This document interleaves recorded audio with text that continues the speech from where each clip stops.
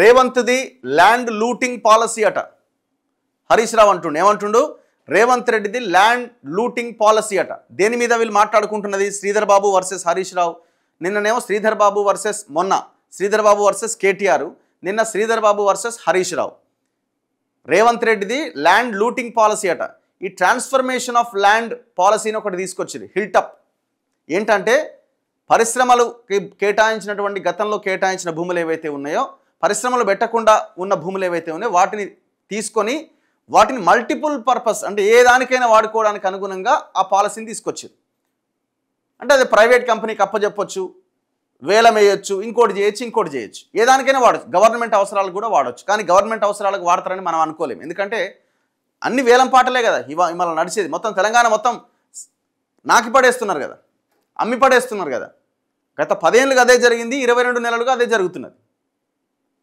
10 ఏళ్ళకి ఎందుకు చేసినవే అంటే అభివృద్ధి అంటాడు. అభివృద్ధి అని ఆయన అవతల పడ్డాడు. ఈయన ఎందుకని మరి భూములు అమ్ముతున్నాం అంటే మరి ఏం చేయాలి? కోసిన పైసలు లేనిది ఏం చేయాలి? అమ్ముతున్నామని ఈయన అంటాడు. ఎవరి లెక్కలు వాళ్ళు చెప్తున్నారు, మొత్తానికి ప్రజల్ని ముంచుతున్నారు. దానికి శ్రీధర్ బాబు గారు ఏమంటున్నారు? దమ్ముంటే నిరూపించి చూద్దాం. మేము ఏ ప్రభుత్వ భూమిని అమ్మకానికి పెట్టలేదు. 9,292 ఎకరాల్లో ప్లాట్లు వేసింది 4,740 ఎకరాల్లోనే. అవి పూర్తిగా ప్రైవేట్ భూములే. మీ ఫ్రీ హోల్డ్ జీవోల వెనుక ఉన్న లక్షల కోట్ల మతలబేంటి దుద్దిల్లా. వాళ్ళు ఏమంటున్నారు?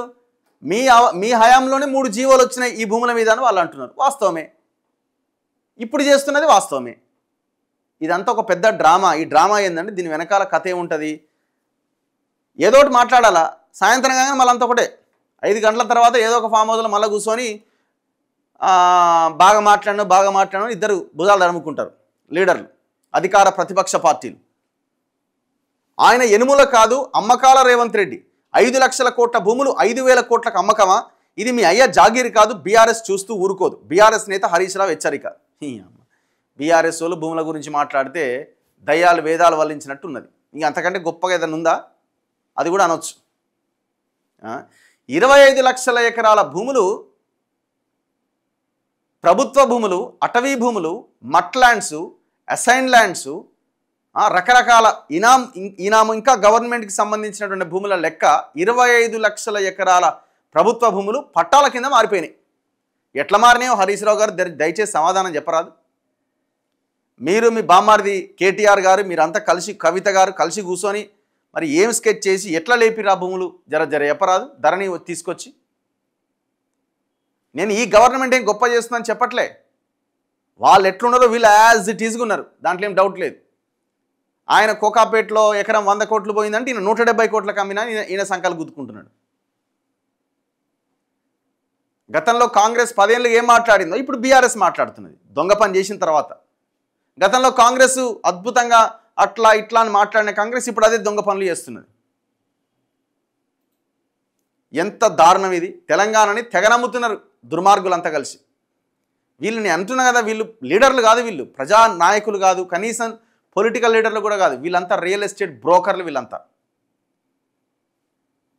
4 రోజుల తర్వాత ఈ హరీష్ రావు కేటీఆర్ మాట్లాడతాడు కానీ ఎవరికి పోవాల్సిన వాటాలు వాళ్ళకి పోతాయి. కంపెనీడు వచ్చి కూర్చుంటాడండి, ఏముండదు. ఇప్పుడు గతంలో ఎట్లుండే, కేసీఆర్ దగ్గరికి ఒక కంపెనీ వాడు పోయి మాకు ఈ భూమి కావాలంటే ఫస్ట్ ఆ రేవంత్ రెడ్డి ఇంటికి పోయి ఆడ మాట్లాడు, ఫస్ట్ ఆడ సెట్ చేసి ఇడికి రా అనేటోడు. ఆడికి పోయి ఆడ సెట్ చేసి ఇటు వచ్చేది. ఇప్పుడు ఏమైంది? ఇప్పుడు రేవంత్ రెడ్డి దగ్గర కంపెనీలు పోతే ఫస్ట్ ఆ కేటీఆర్ దగ్గరికి, హరీష్ రావు దగ్గరికి పోయిరా, అలా జర సైలెంట్గా పెట్టు, మళ్ళీ ఇటు రానగానే మళ్ళీ వాళ్ళు అటు సెట్ చేసి ఇటు వస్తారు. 4 రోజుల తర్వాత దీని గురించి మాట్లాడితే అడగండి. మేము కొన్ని 100 వీడియోలు చేసినాం, ఒక్క దాని మీద యాక్షన్ ఉందా?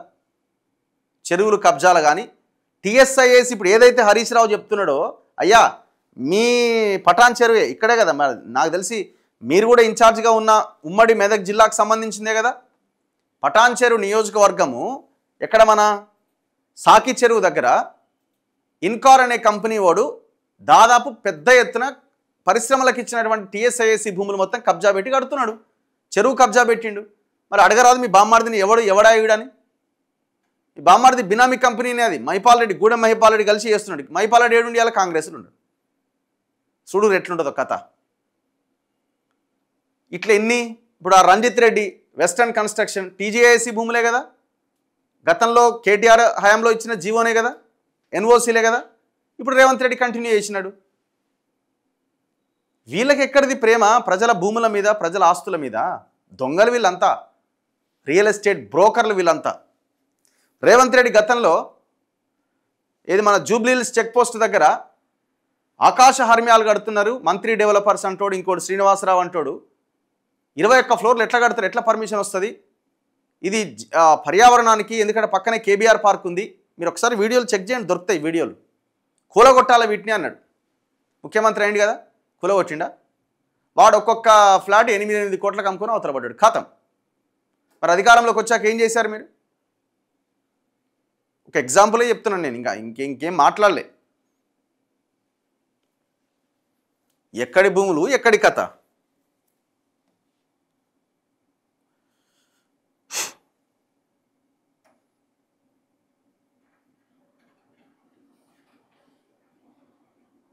ఇప్పుడు ఇందులో కొన్ని భూములు గవర్నమెంట్ మైహోం రామేశ్వరరావుకో, మెగా కృష్ణారెడ్డికో, రాజపుష్పకో, ఇంకోనికో ఇస్తుంది. బీఆర్ఎస్ వాళ్ళు పోరాటం చేస్తారా కంపెనీల దగ్గరికి వెళ్ళి, ఆ భూముల దగ్గరికి వెళ్ళి?